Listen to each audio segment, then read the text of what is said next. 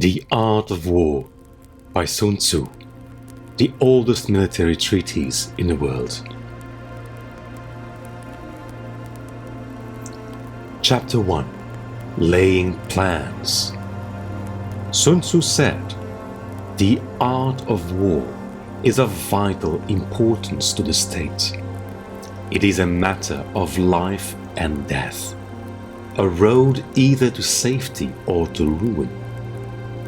Hence it is a subject of inquiry, which can on no account be neglected. The art of war, then, is governed by 5 constant factors to be taken into account in one's deliberations when seeking to determine the conditions obtaining in the field. These are 1. The moral law, 2. Heaven, 3. Earth, 4. The commander, 5. Method and discipline. The moral law causes the people to be in complete accord with their ruler, so that they will follow him regardless of their lives, undismayed by any danger. Heaven signifies night and day, cold and heat, times and seasons. Earth comprises distances great and small, danger and security. Open ground and narrow passes, the chances of life and death. The commander stands for the virtues of wisdom, sincerity, benevolence, courage and strictness. By method and discipline are to be understood the marshalling of the army in its proper subdivisions, the gradations of rank among the officers, the maintenance of roads by which supplies may reach the army, and the control of military expenditure. These 5 heads should be familiar to every general. He who knows them will be victorious. He who knows them not will fail.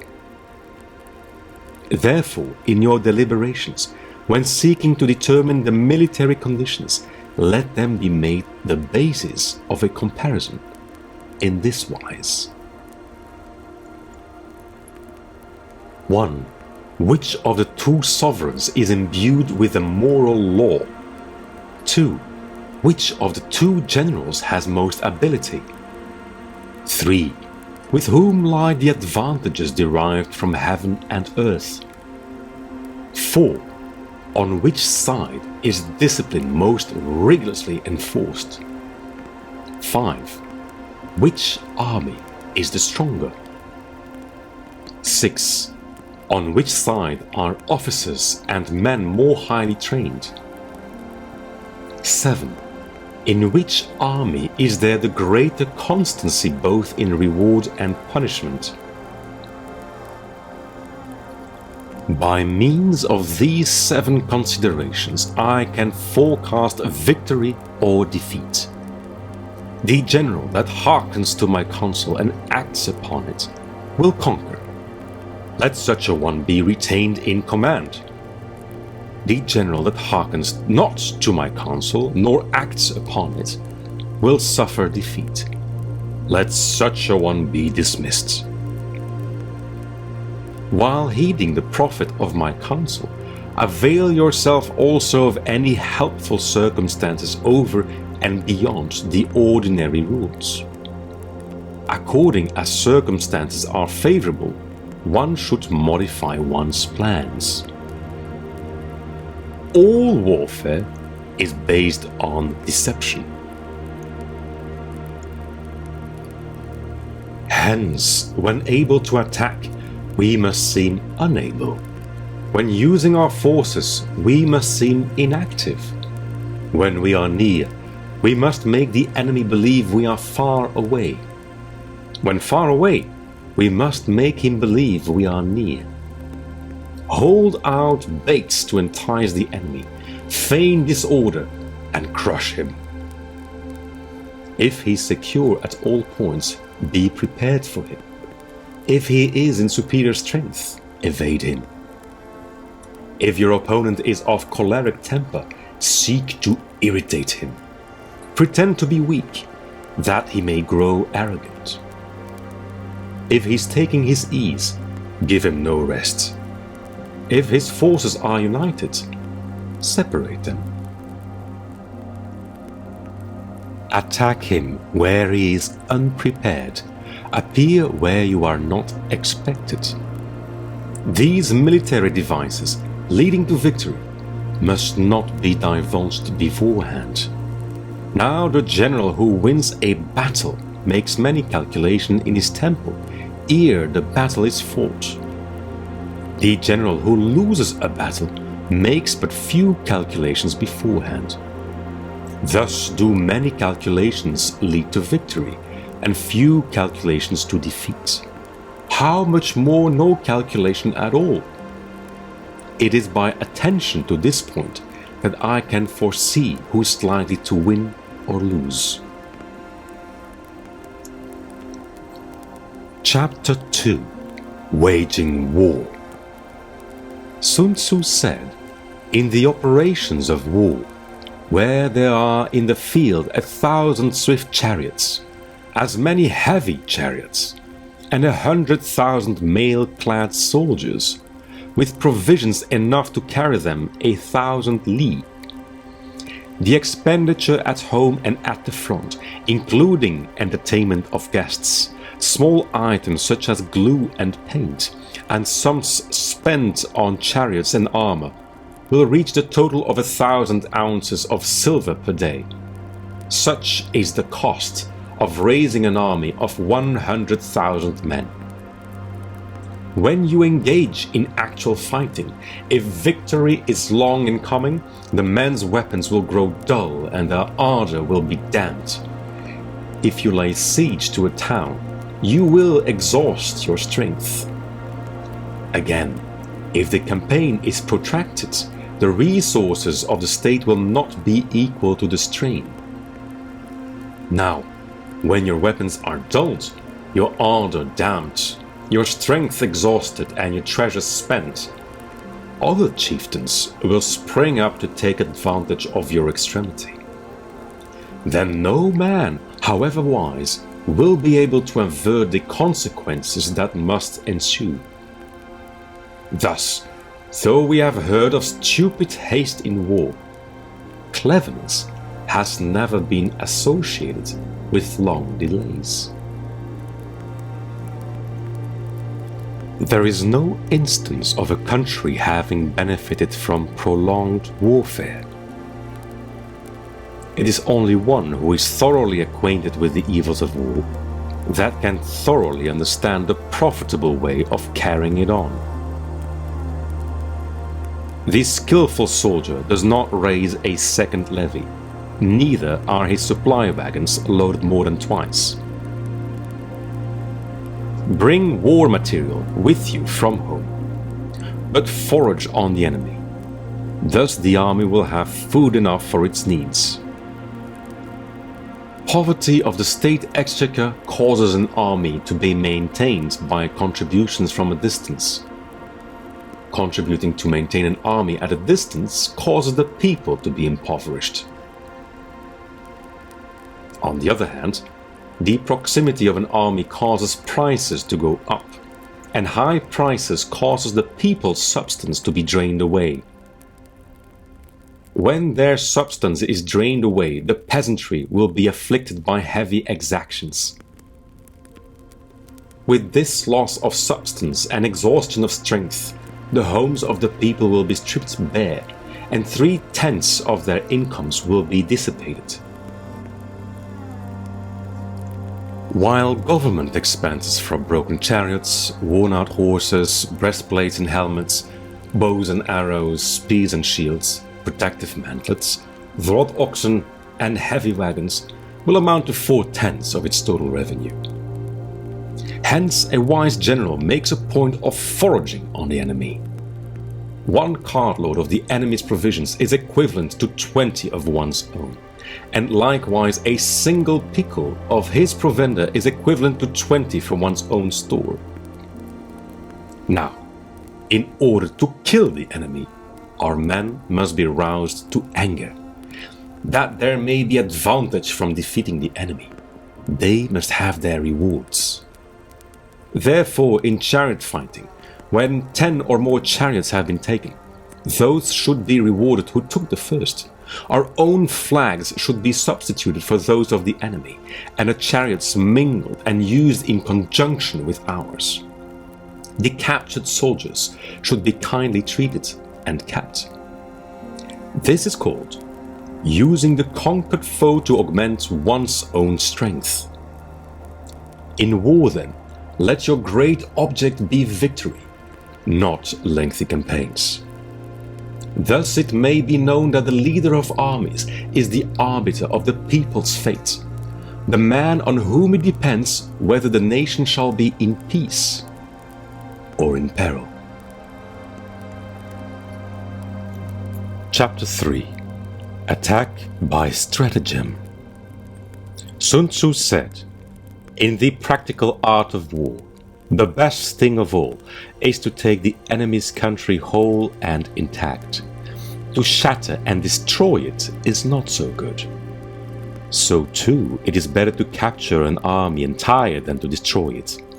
To capture a regiment, a detachment, or a company entire than to destroy them. Hence, to fight and conquer in all your battles is not supreme excellence. Supreme excellence consists in breaking the enemy's resistance without fighting." Thus, the highest form of generalship is to balk the enemy's plans. The next best is to prevent the junction of the enemy's forces. The next in order is to attack the enemy's army in the field. And the worst policy of all is to besiege walled cities.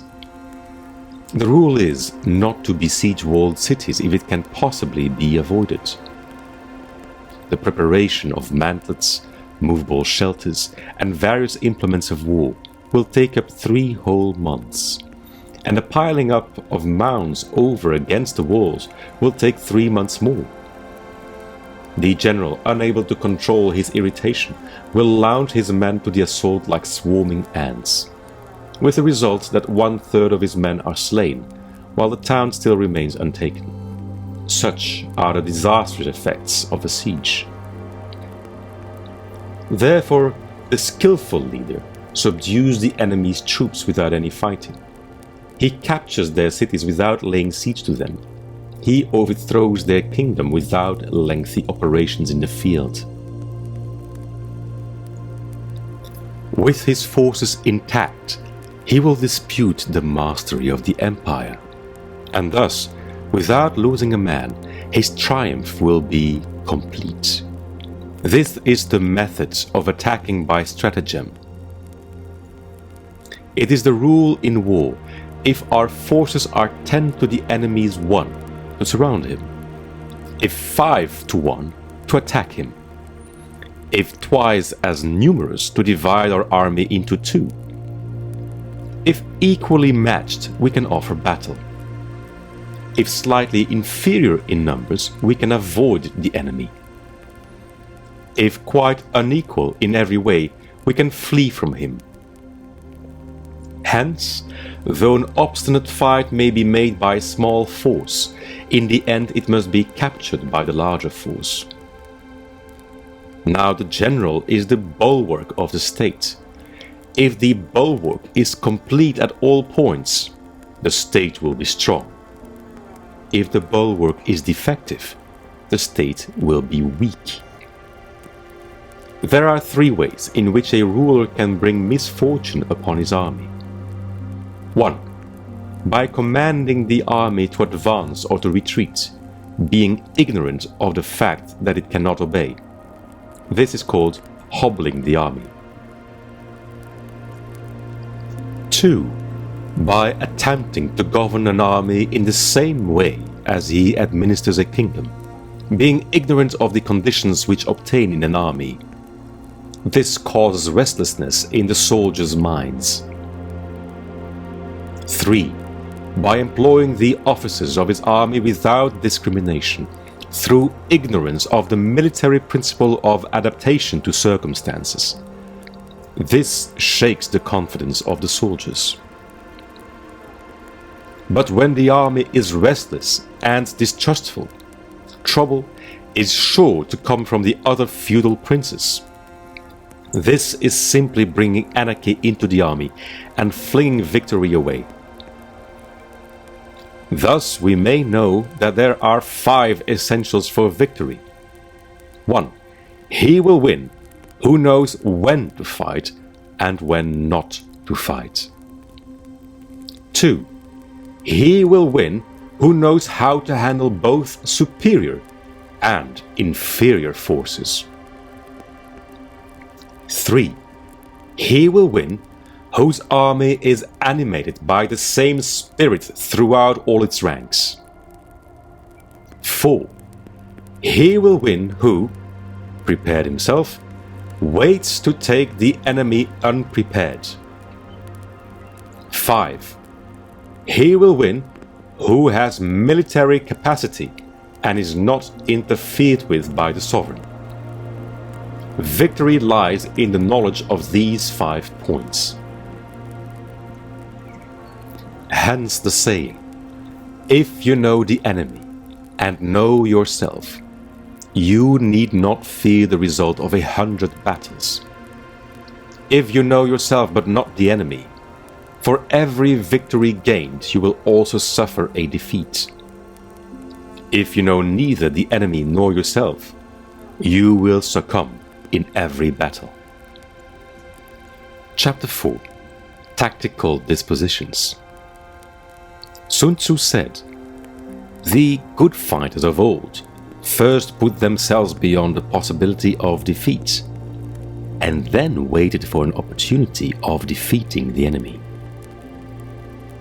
To secure ourselves against defeat lies in our own hands, but the opportunity of defeating the enemy is provided by the enemy himself.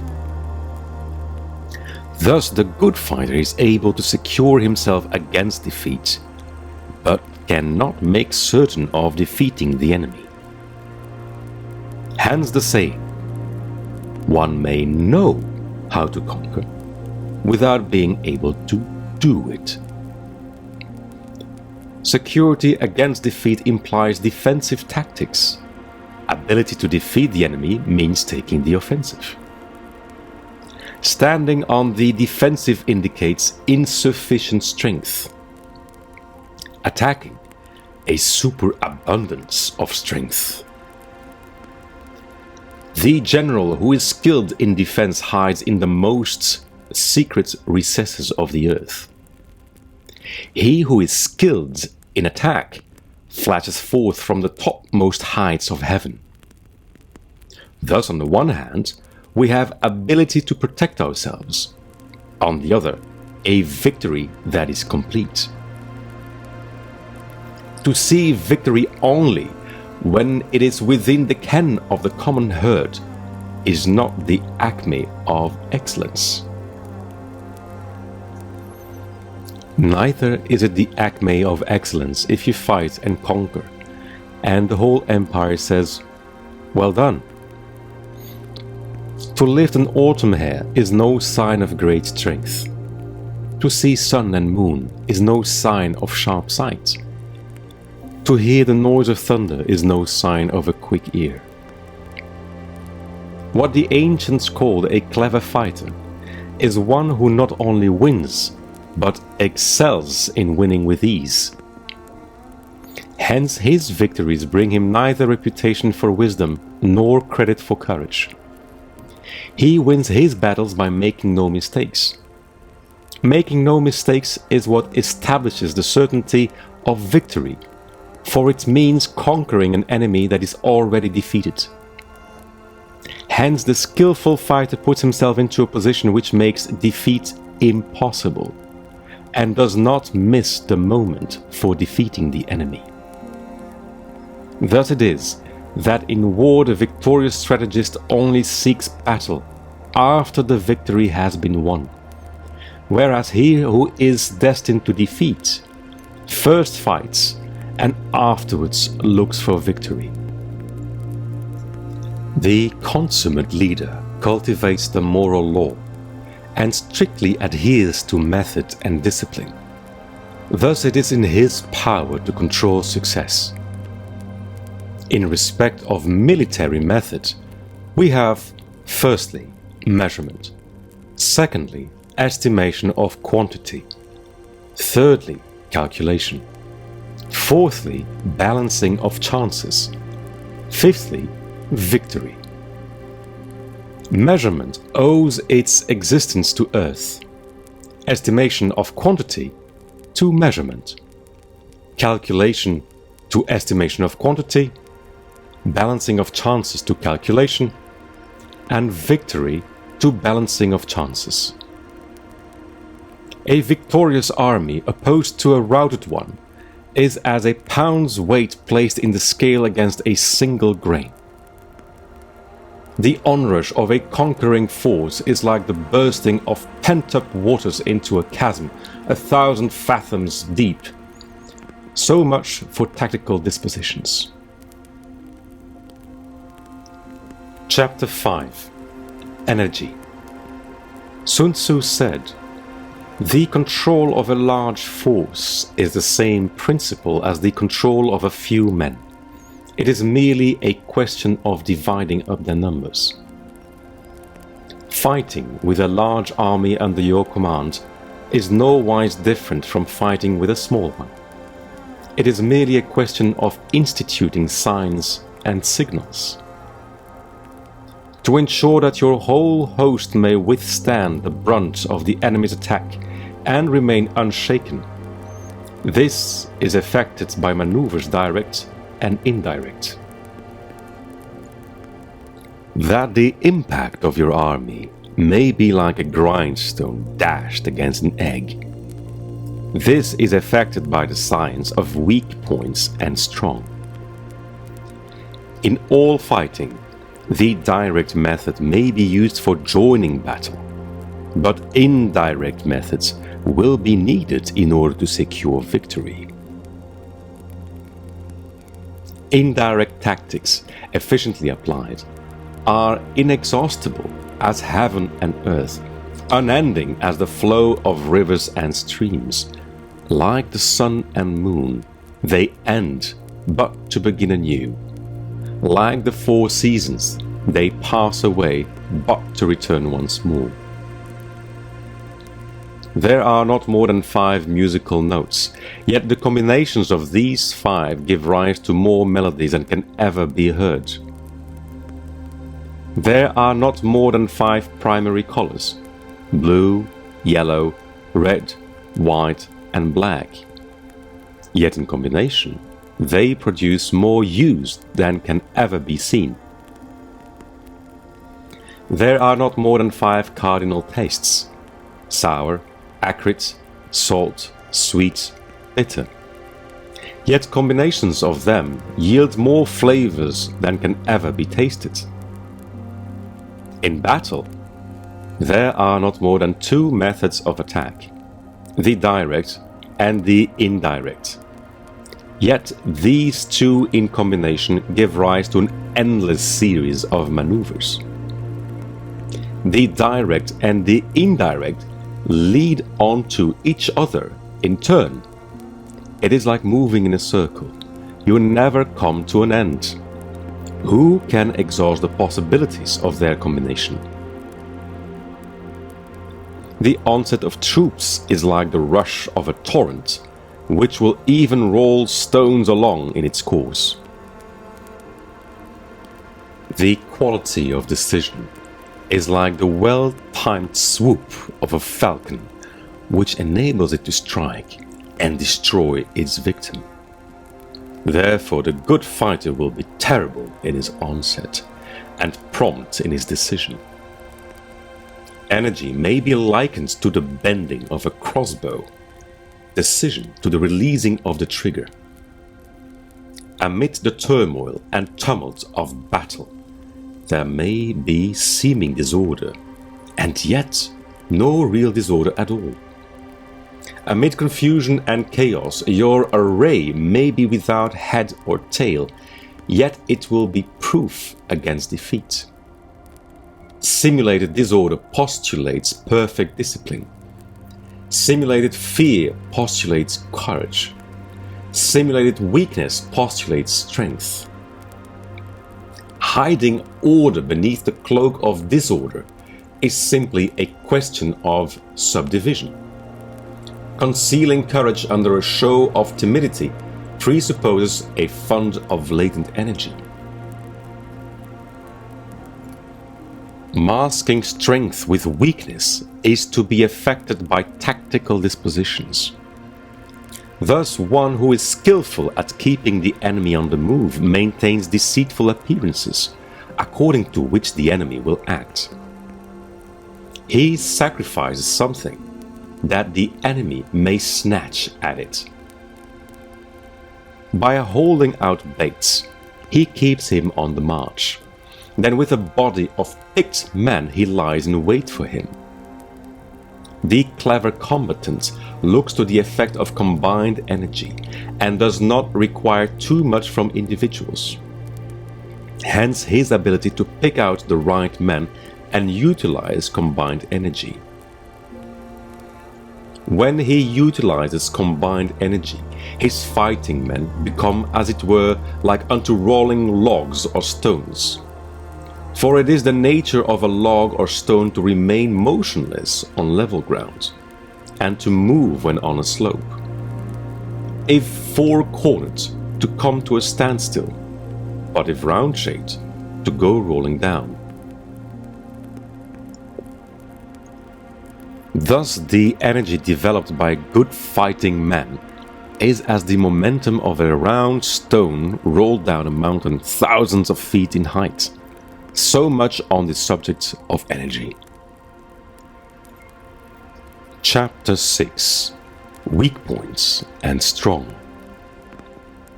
Sun Tzu said, "Whoever is first in the field and awaits the coming of the enemy will be fresh for the fight. Whoever is second in the field and has to hasten to battle will arrive exhausted. Therefore the clever combatant imposes his will on the enemy, but does not allow the enemy's will to be imposed on him. By holding out advantages to him, he can cause the enemy to approach of his own accord. Or, by inflicting damage, he can make it impossible for the enemy to draw near. If the enemy is taking his ease, he can harass him. If well supplied with food, he can starve him out. If quietly encamped, he can force him to move. Appear at points which the enemy must hasten to defend. March swiftly to places where you are not expected. An army may march great distances without distress, if it marches through country where the enemy is not. You can be sure of succeeding in your attacks if you only attack places which are undefended. You can ensure the safety of your defense if you only hold positions that cannot be attacked. Hence that general is skillful in attack whose opponent does not know what to defend, and he is skillful in defense whose opponent does not know what to attack. O divine art of subtlety and secrecy! Through you we learn to be invisible, through you inaudible, and hence we can hold the enemy's fate in our hands. You may advance and be absolutely irresistible if you make for the enemy's weak points.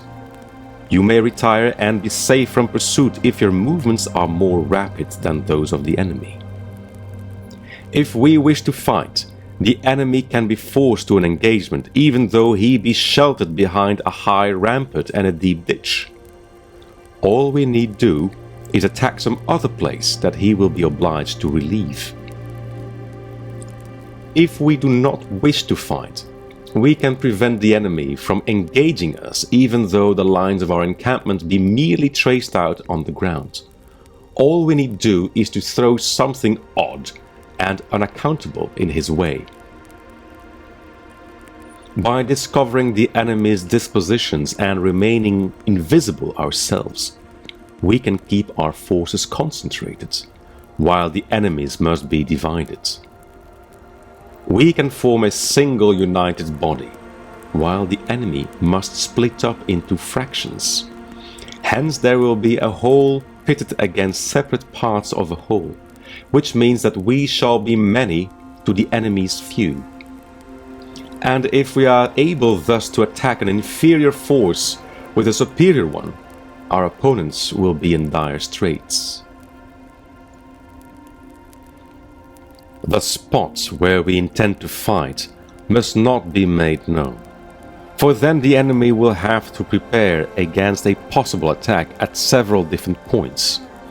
And his forces being thus distributed in many directions, the numbers we shall have to face at any given point will be proportionately few. For should the enemy strengthen his van, he will weaken his rear. Should he strengthen his rear, he will weaken his van. Should he strengthen his left, he will weaken his right. Should he strengthen his right, he will weaken his left. If he sends reinforcements everywhere, he will everywhere be weak. Numerical weakness comes from having to prepare against possible attacks. Numerical strength from compelling our adversary to make these preparations against us. Knowing the place and the time of the coming battle, we may concentrate from the greatest distances in order to fight. But if neither time nor place be known, then the left wing will be impotent to succor the right equally impotent to succor the left, the van unable to relieve the rear, or the rear to support the van. How much more so if the furthest portions of the army are anything under 100 li apart, and even the nearest are separated by several li? Though according to my estimate, the soldiers of Yue exceed our own in number, that shall advantage them nothing in the matter of victory. I say then that victory can be achieved. Though the enemy be stronger in numbers, we may prevent him from fighting. Scheme so as to discover his plans and the likelihood of their success. Rouse him and learn the principle of his activity or inactivity. Force him to reveal himself so as to find out his vulnerable spots. Carefully compare the opposing army with your own, so that you may know where strength is superabundant and where it is deficient. In making tactical dispositions, the highest pitch you can attain is to conceal them. Conceal your dispositions, and you will be safe from the prying of the subtlest spies, from the machinations of the wisest brains. How victory may be produced for them out of the enemy's own tactics, that is what the multitude cannot comprehend. All men can see the tactics whereby I conquer, but what none can see is the strategy out of which victory is evolved. Do not repeat the tactics which have gained you one victory, but let your methods be regulated by the infinite variety of circumstances. Military tactics are like unto water, for water in its natural course runs away from high places and hastens downwards. So in war, the way is to avoid what is strong and to strike at what is weak. Water shapes its course according to the nature of the ground over which it flows. The soldier works out his victory in relation to the foe whom he is facing. Therefore, just as water retains no constant shape, so in warfare there are no constant conditions. He who can modify his tactics in relation to his opponent and thereby succeed in winning may be called a heaven-born captain. The 5 elements, water, fire, wood, metal, earth, are not always equally predominant. The four seasons make way for each other in turn. There are short days and long. The moon has its periods of waning and waxing. Chapter 7. Maneuvering. Sun Tzu said, "In war the general receives his commands from the sovereign.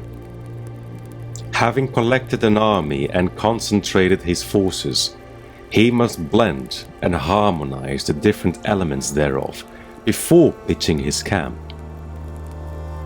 After that comes tactical maneuvering, than which there is nothing more difficult. The difficulty of tactical maneuvering consists in turning the devious into the direct, and misfortune into gain. Thus, to take a long and circuitous route, after enticing the enemy out of the way, and those starting after him, to contrive to reach the goal before him, shows knowledge of the artifice of deviation. Maneuvering with an army is advantageous, with an undisciplined multitude, most dangerous. If you set a fully equipped army in march in order to snatch an advantage, the chances are that you will be too late. On the other hand, to detach a flying column for the purpose involves the sacrifice of its baggage and stores. Thus, if you order your men to roll up their buffcoats and make forced marches without halting day or night, covering double the usual distance at a stretch, doing 100 li in order to wrest an advantage, the leaders of all your 3 divisions will fall into the hands of the enemy. The stronger men will be in front, the jaded ones will fall behind, and on this plan only 1/10 of your army will reach its destination. If you march 50 li in order to outmaneuver the enemy, you will lose the leader of your first division, and only half your force will reach the goal. If you march 30 li with the same object, 2/3 of your army will arrive. We may take it then that an army without its baggage train is lost. Without provisions, it is lost. Without basis of supply, it is lost. We cannot enter into alliances until we are acquainted with the designs of our neighbors. We are not fit to lead an army on the march unless we are familiar with the face of the country, its mountains and forests, its pitfalls and precipices, its marshes and swamps. We shall be unable to turn natural advantages to account unless we make use of local guides. In war, practice dissimulation, and you will succeed. Move only if there is a real advantage to be gained. Whether to concentrate or to divide your troops must be decided by circumstances.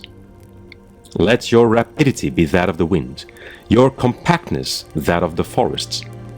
In raiding and plundering be like fire, in immovability like a mountain.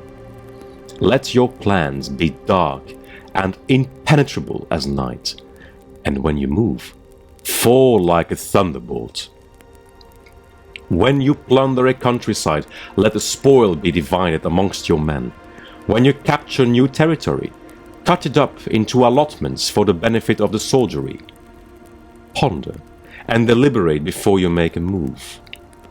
He will conquer who has learned the artifice of deviation. Such is the art of maneuvering. The Book of Army Management says, "On the field of battle, the spoken word does not carry far enough, hence the institution of gongs and drums.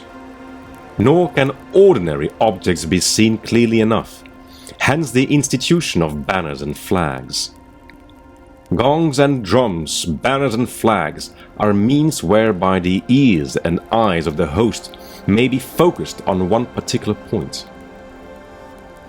The host, thus forming a single united body, Is it impossible either for the brave to advance alone or for the cowardly to retreat alone? This is the art of handling large masses of men. In night fighting, then, make much use of signal fires and drums, and in fighting by day, of flags and banners, as a means of influencing the ears and eyes of your army. A whole army may be robbed of its spirit. A commander-in-chief may be robbed of his presence of mind. Now, a soldier's spirit is keenest in the morning. By noonday, it has begun to flag, and in the evening, his mind is bent only on returning to camp. A clever general, therefore, avoids an army when its spirit is keen, but attacks it when it is sluggish and inclined to return. This is the art of studying moods, disciplined and calm, to await the appearance of disorder and hubbub amongst the enemy. This is the art of retaining self-possession, to be near the goal while the enemy is still far from it, to wait at ease while the enemy is toiling and struggling, to be well fed while the enemy is famished.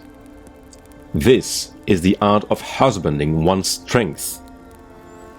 To refrain from intercepting an enemy whose banners are in perfect order. To refrain from attacking an army drawn up in calm and confident array. This is the art of studying circumstances. It is a military axiom not to advance uphill against the enemy, nor to oppose him when he comes downhill. Do not pursue an enemy who simulates flight. Do not attack soldiers whose temper is keen. Do not swallow a bait offered by the enemy. Do not interfere with an army that is returning home. When you surround an army, leave an outlet free. Do not press a desperate foe too hard. Such is the art of warfare. Chapter 8. Variation of Tactics.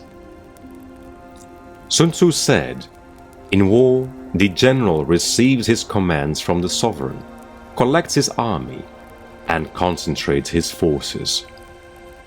When in difficult country, do not encamp. In country where high roads intersect, join hands with your allies. Do not linger in dangerously isolated positions." In hemmed-in situations, you must resort to stratagem. In a desperate position, you must fight. There are roads which must not be followed, armies which must not be attacked, towns which must not be besieged, positions which must not be contested, commands of the sovereign which must not be obeyed.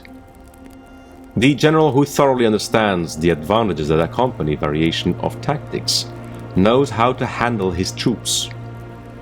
The general who does not understand these may be well acquainted with the configuration of the country, yet he will not be able to turn his knowledge to practical account.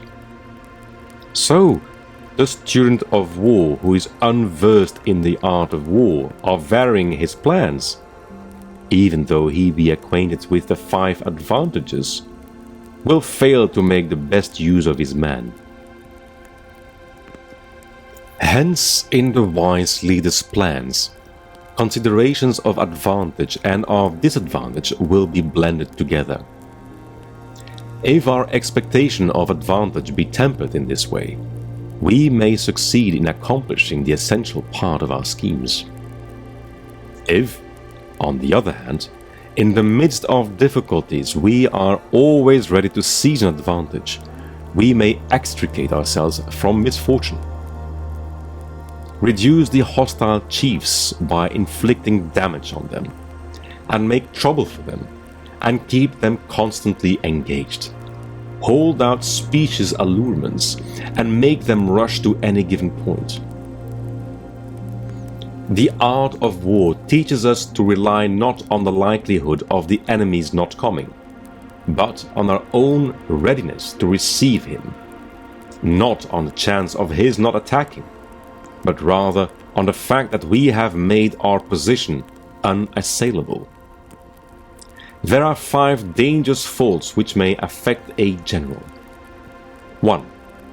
Recklessness, which leads to destruction. 2. Cowardice, which leads to capture. 3. A hasty temper, which can be provoked by insults. 4. A delicacy of honor, which is sensitive to shame. 5. Over-solicitude for his men, which exposes him to worry and trouble. These are the 5 besetting sins of a general, ruinous to the conduct of war. When an army is overthrown and its leader slain, the cause will surely be found among these 5 dangerous faults. Let them be a subject of meditation. Chapter 9. The Army on the March. Sun Tzu said, "We come now to the question of encamping the army and observing signs of the enemy. Pass quickly over mountains and keep in the neighborhood of valleys. Camp in high places. Do not climb heights in order to fight. So much for mountain warfare. After crossing a river, you should get far away from it. When an invading force crosses a river in its onward march, do not advance to meet it in midstream. It will be best to let half the army get across and then deliver your attack. If you are anxious to fight, you should not go to meet the invader near a river which he has to cross. Moor your craft higher up than the enemy and facing the sun. Do not move upstream to meet the enemy. So much for river warfare. In crossing salt marshes, your sole concern should be to get over them quickly, without any delay. If forced to fight in a salt marsh, you should have water and grass near you and get your back to a clump of trees. So much for operations in salt marshes. In dry, level country, take up an easily accessible position with rising ground to your right and on your rear, so that the danger may be in front and safety lie behind. So much for campaigning in flat country. These are the 4 useful branches of military knowledge which enabled the Yellow Emperor to vanquish 4 several sovereigns. All armies prefer high ground to low, and sunny places to dark. If you are careful of your men, and camp on hard ground, the army will be free from disease of every kind, and this will spell victory. When you come to a hill or a bank, occupy the sunny side, with a slope on your right rear. Thus you will at once act for the benefit of your soldiers and utilize the natural advantages of the ground. When, in consequence of heavy rains upcountry, a river which you wish to ford is swollen and flecked with foam, you must wait until it subsides. Country in which there are precipitous cliffs with torrents running between, deep natural hollows, confined places, tangled thickets, quagmires and crevasses should be left with all possible speed and not approached. While we keep away from such places, we should get the enemy to approach them. While we face them, we should let the enemy have them on his rear. If in the neighborhood of your camp there should be any hilly country, ponds surrounded by aquatic grass, hollow basins filled with reeds, or woods with thick undergrowth, they must be carefully rooted out and searched, for these are places where men in ambush or insidious spies are likely to be lurking. When the enemy is close at hand and remains quiet, he is relying on the natural strength of his position. When he keeps aloof and tries to provoke a battle, he is anxious for the other side to advance. If his place of encampment is easy of access, he is tendering a bait. Movement amongst the trees of a forest shows that the enemy is advancing. The appearance of a number of screens in the midst of thick grass means that the enemy wants to make us suspicious. The rising of birds in their flight is the sign of an ambuscade. Startled beasts indicate that a sudden attack is coming. When there is dust rising in a high column, it is the sign of chariots advancing. When the dust is low, but spread over a wide area, it betokens the approach of infantry. When it branches out in different directions, it shows that parties have been sent to collect firewood. A few clouds of dust moving to and fro signify that the army is encamping. Humble words and increased preparations are signs that the enemy is about to advance. Violent language and driving forward, as if to the attack, are signs that he will retreat. When the light chariots come out first and take up a position on the wings, it is a sign that the enemy is forming for battle. Peace proposals, unaccompanied by a sworn covenant, indicate a plot. When there is much running about, and the soldiers fall into rank, it means that a critical moment has come. When some are seen advancing and some retreating, it is a lure. When the soldiers stand leaning on their spears, they are faint from want of food.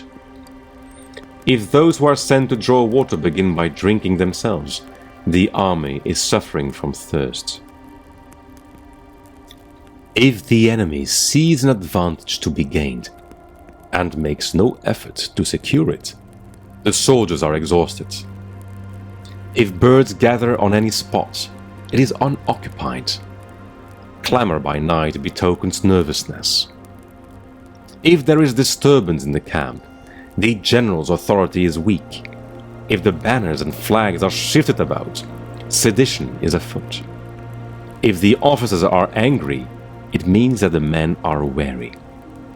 When an army feeds its horses with grain and kills its cattle for food, and when the men do not hang their cooking pots over the campfires, showing that they will not return to their tents, you may know that they are determined to fight to the death. The sight of men whispering together in small knots or speaking in subdued tones points to disaffection amongst the rank and file. Too frequent rewards signify that the enemy is at the end of his resources. Too many punishments betray a condition of dire distress. To begin by bluster, but afterwards to take fright at the enemy's numbers, shows a supreme lack of intelligence. When envoys are sent with compliments in their mouths, it is a sign that the enemy wishes for a truce. If the enemy's troops march up angrily and remain facing ours for a long time without either joining battle or taking themselves off again, the situation is one that demands great vigilance and circumspection. If our troops are no more in number than the enemy, that is amply sufficient. It only means that no direct attack can be made. What we can do is simply to concentrate all our available strength, keep a close watch on the enemy, and obtain reinforcements.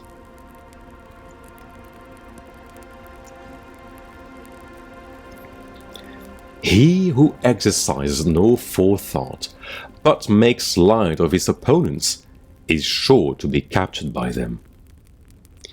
If soldiers are punished before they have grown attached to you, they will not prove submissive. And, unless submissive, then will be practically useless. If, when the soldiers have become attached to you, punishments are not enforced, they will still be useless. Therefore, soldiers must be treated in the first instance with humanity, but kept under control by means of iron discipline. This is a certain road to victory. If in training soldiers' commands are habitually enforced, the army will be well disciplined. If not, its discipline will be bad. If a general shows confidence in his men but always insists on his orders being obeyed, the gain will be mutual.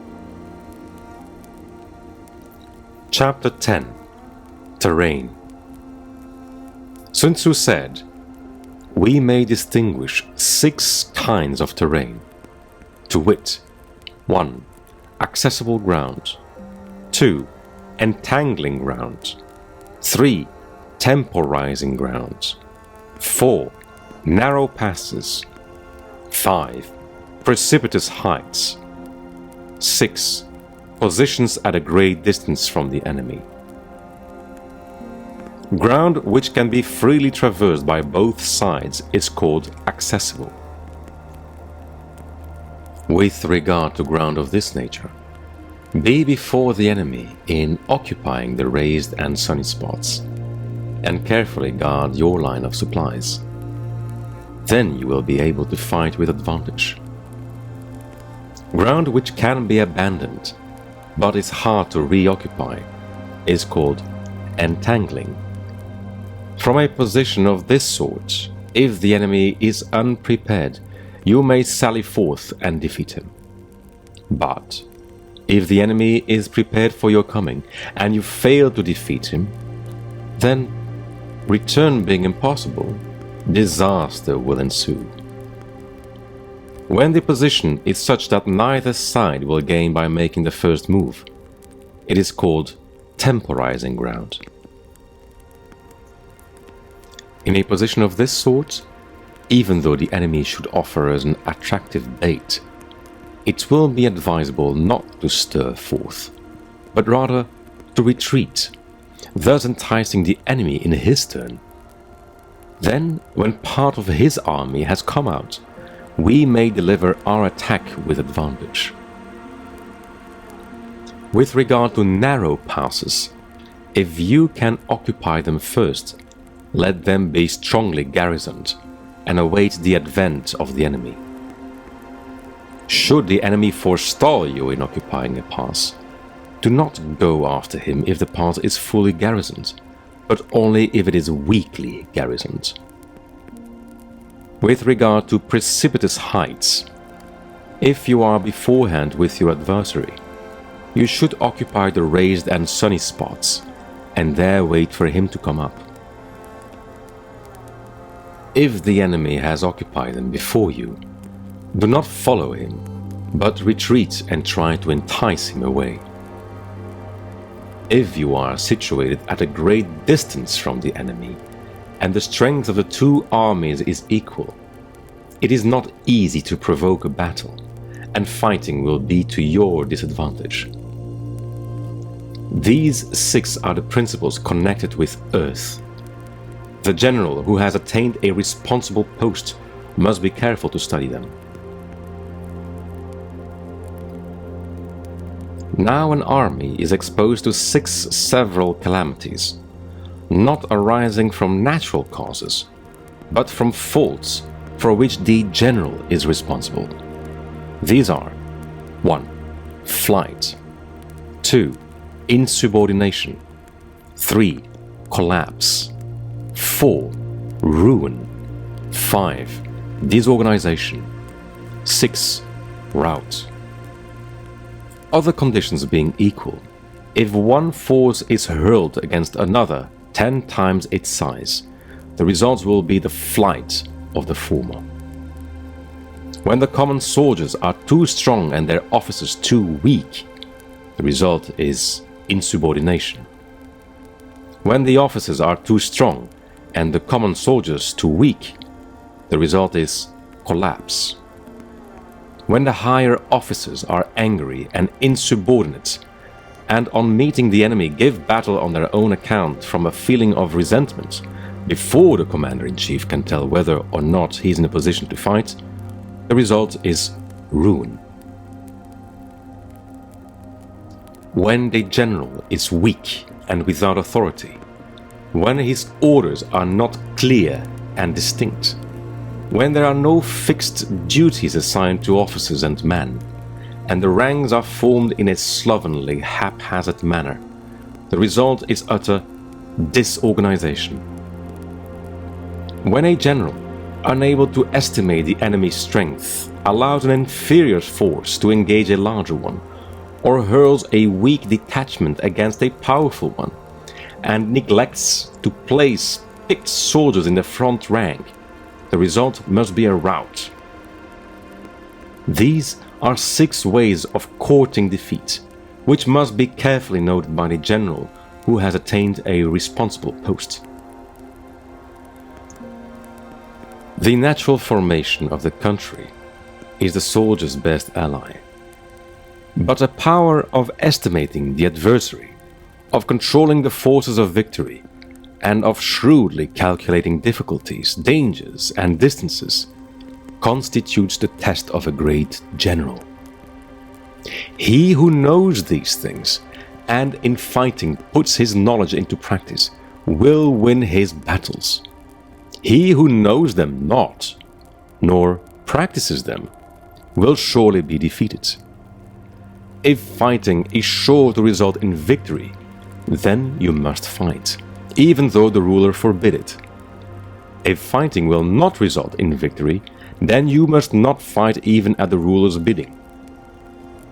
The general who advances without coveting fame and retreats without fearing disgrace, whose only thought is to protect his country and do good service for his sovereign, is the jewel of the kingdom. Regard your soldiers as your children, and they will follow you in the deepest valleys. Look on them as your own beloved sons, and they will stand by you even unto death. If, however, you are indulgent, but unable to make your authority felt, kind-hearted, but unable to enforce your commands, and incapable, moreover, of quelling disorder, then your soldiers must be likened to spoiled children. They are useless for any practical purpose. If we know that our own men are in a condition to attack, but are unaware that the enemy is not open to attack, we have gone only halfway towards victory. If we know that the enemy is open to attack, but are unaware that our own men are not in a condition to attack, we have gone only halfway towards victory. If we know that the enemy is open to attack, and also know that our men are in a condition to attack, but are unaware that the nature of the ground makes fighting impracticable, we have still gone only halfway towards victory. Hence the experienced soldier, once in motion, is never bewildered. Once he has broken camp, he is never at a loss. Hence the saying, if you know the enemy and know yourself, your victory will not stand in doubt. If you know heaven and know earth, you may make your victory complete. Chapter 11. The 9 Situations. Sun Tzu said, "The art of war recognizes 9 varieties of ground. 1. Dispersive ground. 2. Facile ground. 3. Contentious ground. 4. Open ground. 5. Ground of intersecting highways. 6. Serious ground. 7. Difficult ground. 8. Hemmed-in ground. 9. Desperate ground." When a chieftain is fighting in his own territory, it is dispersive ground.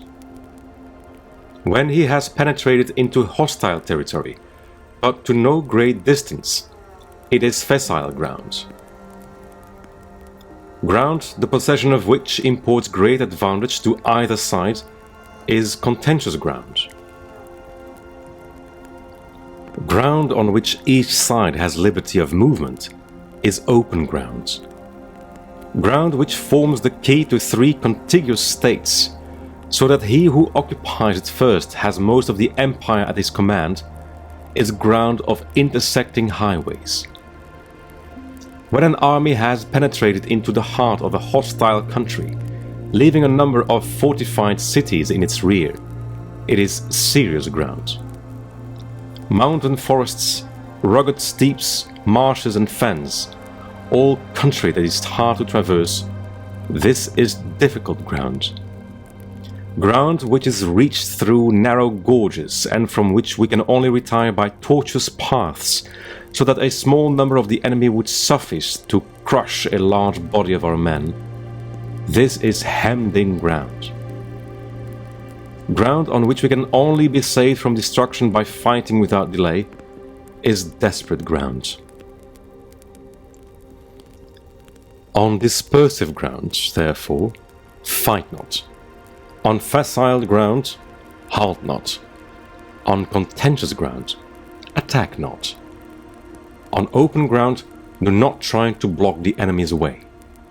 On ground of intersecting highways, join hands with your allies. On serious ground, gather in plunder. In difficult ground, keep steadily on the march. On hemmed-in ground, resort to stratagem. On desperate ground, fight. Those who were called skillful leaders of old knew how to drive a wedge between the enemy's front and rear, to prevent cooperation between his large and small divisions, to hinder the good troops from rescuing the bad, the officers from rallying their men. When the enemy's men were scattered, they prevented them from concentrating. Even when their forces were united, they managed to keep them in disorder. When it was to their advantage, they made a forward move, when otherwise they stopped still. If asked how to cope with a great host of the enemy in orderly array and on the point of marching to the attack, I should say, begin by seizing something which your opponent holds dear. Then he will be amenable to your will. Rapidity is the essence of war. Take advantage of the enemy's unreadiness, make your way by unexpected routes, and attack unguarded spots. The following are the principles to be observed by an invading force. The further you penetrate into a country, the greater will be the solidarity of your troops, and thus the defenders will not prevail against you. Make forays in fertile country in order to supply your army with food. Carefully study the well-being of your men, and do not overtax them. Concentrate your energy and hoard your strength. Keep your army continually on the move, and devise unfathomable plans. Throw your soldiers into positions whence there is no escape, and they will prefer death to flight. If they will face death, there is nothing they may not achieve. Officers and men alike will put forth their uttermost strength. Soldiers, when in desperate straits, lose the sense of fear.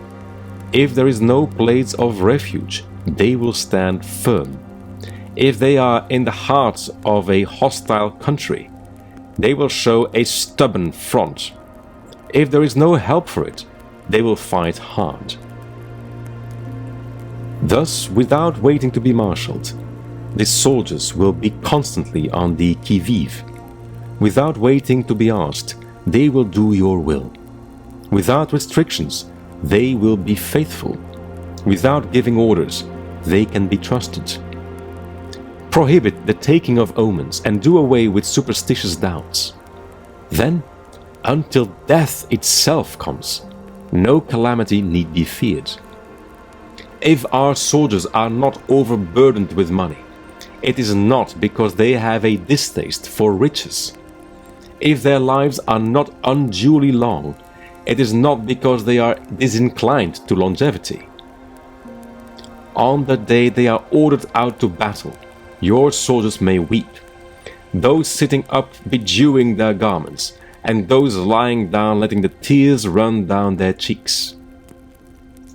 But let them once be brought to bay, and they will display the courage of a Chu or a Kuei.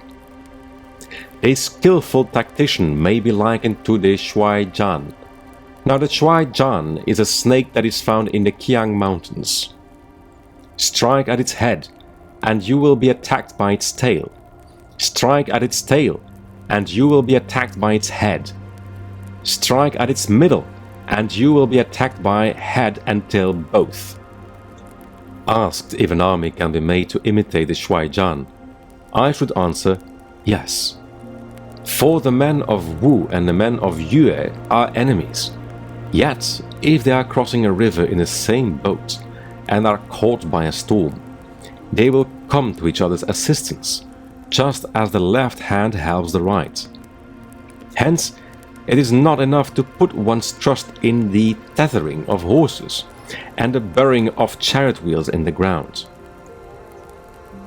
The principle on which to manage an army is to set up one standard of courage which all must reach. How to make the best of both strong and weak? That is a question involving the proper use of ground. Thus the skillful general conducts his army just as though he were leading a single man, willy-nilly, by the hand. It is the business of a general to be quiet, and thus ensure secrecy, upright and just, and thus maintain order. He must be able to mystify his officers and men by false reports and appearances, and thus keep them in total ignorance. By altering his arrangements and changing his plans, he keeps the enemy without definite knowledge. By shifting his camp and taking circuitous routes, he prevents the enemy from anticipating his purpose. At the critical moment, the leader of an army acts like one who has climbed up a height and then kicks away the ladder behind him. He carries his men deep into hostile territory before he shows his hand. He burns his boats and breaks his cooking pots. Like a shepherd driving a flock of sheep, he drives his men this way and that, and none knows whither he is going. To muster his host and bring it into danger. This may be termed the business of the general. The different measures suited to the 9 varieties of ground, the expediency of aggressive or defensive tactics, and the fundamental laws of human nature. These are things that must most certainly be studied. When invading hostile territory, the general principle is that penetrating deeply brings cohesion. Penetrating but a short way means dispersion. When you leave your own country behind and take your army across neighborhood territory, you find yourself on critical ground. When there are means of communication on all 4 sides, the ground is one of intersecting highways. When you penetrate deeply into a country, it is serious ground. When you penetrate but a little way, it is facile ground. When you have the enemy's strongholds on your rear and narrow passes in front, it is hemmed-in ground. When there is no place of refuge at all, it is desperate ground. Therefore, on dispersive ground, I would inspire my men with unity of purpose. On facile ground, I would see that there is close connection between all parts of my army. On contentious ground, I would hurry up my rear. On open ground, I would keep a vigilant eye on my defenses. On ground of intersecting highways, I would consolidate my alliances. On serious ground, I would try to ensure a continuous stream of supplies. On difficult ground, I would keep pushing on along the road. On hemmed-in ground, I would block any way of retreat. On desperate ground, I would proclaim to my soldiers the hopelessness of saving their lives. For it is the soldier's disposition to offer an obstinate resistance when surrounded, to fight hard when he cannot help himself, and to obey promptly when he has fallen into danger. We cannot enter into alliance with neighboring princes until we are acquainted with their designs. We are not fit to lead an army on the march unless we are familiar with the face of the country, its mountains and forests, its pitfalls and precipices, its marshes and swamps. We shall be unable to turn natural advantages to account unless we make use of local guides. To be ignorant of any one of the following 4 or 5 principles does not befit a warlike prince. When a warlike prince attacks a powerful state, his generalship shows itself in preventing the concentration of the enemy's forces. He overawes his opponents, and their allies are prevented from joining against him. Hence, he does not strive to ally himself with all and sundry, nor does he foster the power of other states. He carries out his own secret designs, keeping his antagonists in awe. Thus he is able to capture their cities and overthrow their kingdoms. Bestow rewards without regard to rule. Issue orders without regard to previous arrangements. And you will be able to handle a whole army as though you had to do but with a single man. Confront your soldiers with the deed itself. Never let them know your design. When the outlook is bright, bring it before their eyes. But tell them nothing when the situation is gloomy. Place your army in deadly peril, and it will survive. Plunge it into desperate straits, and it will come off in safety. For it is precisely when a force has fallen into harm's way that it is capable of striking a blow for victory. Success in warfare is gained by carefully accommodating ourselves to the enemy's purpose. By persistently hanging on the enemy's flank, we shall succeed in the long run in killing the commander-in-chief.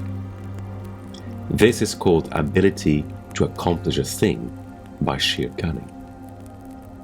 On the day that you take up your command, block the frontier passes, destroy the official tallies, and stop the passage of all emissaries.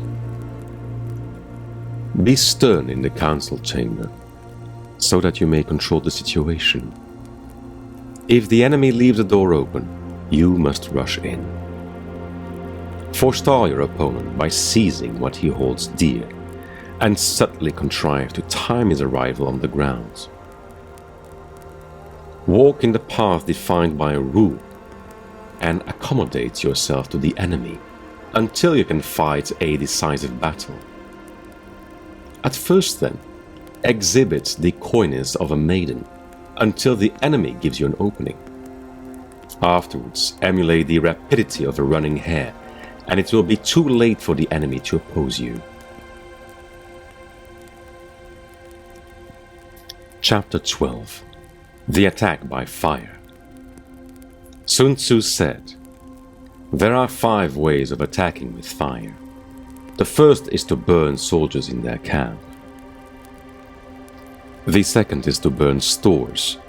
The third is to burn baggage trains. The fourth is to burn arsenals and magazines. The fifth is to hurl dropping fire amongst the enemy. In order to carry out an attack, we must have means available. The material for raising fire should always be kept in readiness. There is a proper season for making attacks with fire, and special days for starting a conflagration. The proper season is when the weather is very dry. The special days are those when the moon is in the constellations of the sieve, the wall, the wing, or the crossbar, for these four are all days of rising wind. In attacking with fire, one should be prepared to meet 5 possible developments. 1. When fire breaks out inside the enemy's camp, respond at once with an attack from without. 2. If there is an outbreak of fire but the enemy's soldiers remain quiet, bide your time and do not attack. 3. When the force of the flames has reached its height, follow it up with an attack, if that is practicable. If not, stay where you are. 4. If it is possible to make an assault with fire from without, do not wait for it to break out within, but deliver your attack at a favorable moment. 5. When you start a fire, be to windward of it. Do not attack from the leeward.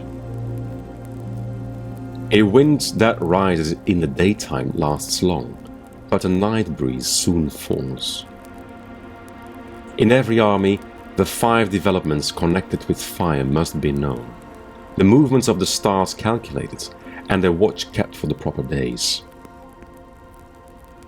Hence, those who use fire as an aid to the attack show intelligence. Those who use water as an aid to the attack gain an accession of strength. By means of water, an enemy may be intercepted, but not robbed of all his belongings. Unhappy is the fate of one who tries to win his battles and succeed in his attacks without cultivating the spirit of enterprise, for the result is a waste of time and general stagnation. Hence the saying, the enlightened ruler lays his plans well ahead. The good general cultivates his resources. Move not until you see an advantage. Use not your troops unless there is something to be gained. Fight not unless the position is critical. No ruler should put troops into the field merely to gratify his own spleen. No general should fight a battle simply out of pique. If it is to your advantage, make a forward move. If not, stay where you are. Anger may in time change to gladness. Vexation may be succeeded by content. But a kingdom that has once been destroyed can never come again into being, nor can the dead ever be brought back to life. Hence the enlightened ruler is heedful, and the good general full of caution. This is the way to keep a country at peace and an army intact. Chapter 13. The Use of Spies. Sun Tzu said, "Raising a host of 100,000 men and marching them great distances entails heavy loss on the people and a drain on the resources of the state. The daily expenditure will amount to 1,000 ounces of silver. There will be commotion at home and abroad, and men will drop down exhausted on the highways. As many as 700,000 families will be impeded in their labor. Hostile armies may face each other for years, striving for the victory which is decided in a single day. This being so, to remain in ignorance of the enemy's condition, simply because one grudges the outlay of 100 ounces of silver in honors and emoluments, is the height of inhumanity. One who acts thus is no leader of men, no present help to his sovereign, no master of victory. Thus, what enables the wise sovereign and the good general to strike and conquer and achieve things beyond the reach of ordinary men is foreknowledge. Now, this foreknowledge cannot be elicited from spirits. It cannot be obtained inductively from experience, nor by any deductive calculation. Knowledge of the enemy's dispositions can only be obtained from other men. Hence the use of spies, of whom there are 5 classes. 1. Local spies. 2. Inward spies. 3. Converted spies. 4. Doomed spies. 5. Surviving spies. When these 5 kinds of spy are all at work, none can discover the secret system. This is called divine manipulation of the threads. It is the sovereign's most precious faculty. Having local spies means employing the services of the inhabitants of a district. Having inward spies, making use of officials of the enemy. Having converted spies, getting hold of the enemy's spies and using them for our own purposes. Having doomed spies, doing certain things openly for purposes of deception, and allowing our own spies to know of them and report them to the enemy. Surviving spies, finally, are those who bring back news from the enemy's camp. Hence it is that with none in the whole army are more intimate relations to be maintained than with spies. None should be more liberally rewarded. In no other business should greater secrecy be preserved. Spies cannot be usefully employed without a certain intuitive sagacity. They cannot be properly managed without benevolence and straightforwardness. Without subtle ingenuity of mind, one cannot make certain of the truth of their reports. Be subtle, and use your spies for every kind of business. If a secret piece of news is divulged by a spy before the time is ripe, he must be put to death, together with the man to whom the secret was told. Whether the object be to crush an army, to storm a city, or to assassinate an individual, it is always necessary to begin by finding out the names of the attendants, the aides-de-camp, the doorkeepers and sentries of the general in command. Our spies must be commissioned to ascertain these. The enemy's spies who have come to spy on us must be sought out, tempted with bribes, led away, and comfortably housed. Thus they will become converted spies and available for our service.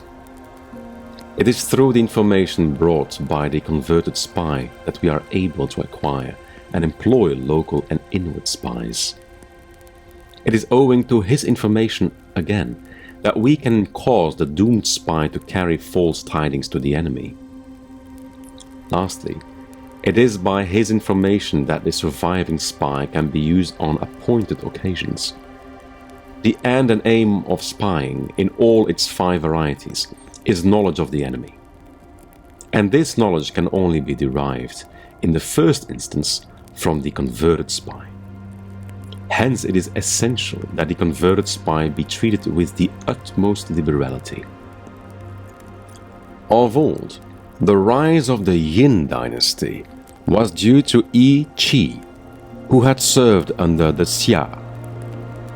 Likewise, the rise of the Chao dynasty was due to Liu Ya, who had served under the Yin. Hence it is only the enlightened ruler and the wise general who will use the highest intelligence of the army for purposes of spying, and thereby they achieve great results. Spies are a most important element in war, because on them depends an army's ability to move. You finished listening to On the Art of War by Sun Tzu. This is a Hypnos and Apollo Readings production, with narration by Thierry Baudès. Thank you for listening.